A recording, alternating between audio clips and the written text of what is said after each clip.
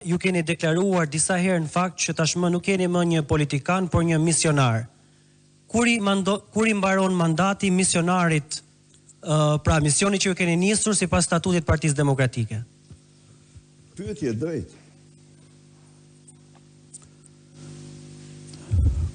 Po të marrish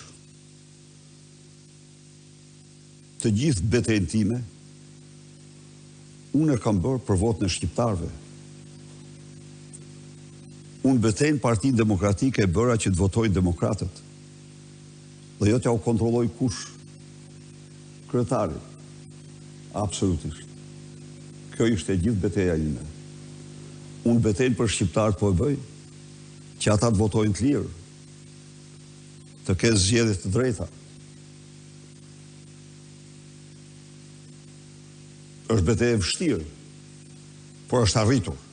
Çfarë është arritur? Sepse në rrafshin ndërkombëtar të arrish të denosh procesin zgjedhor, ta shpallish fars procesin zgjedhor pa u zhvilluar, është arritje. Në dëshpërim, po është arritje e madhe. Këto zgjedhje, të gjitha partitë si motra, tonat, i quajtën fars 10 ditë para se zhvillohen. Pra u zhvilluar një fars, nuk u zhvilluar zgjedhje. Misioni im mbaron atë ditën kur shqiptarët të votojnë të lirë. Kjo është një betejë që mbyllet me sukses ditën kur shqiptarët të votojnë të lirë.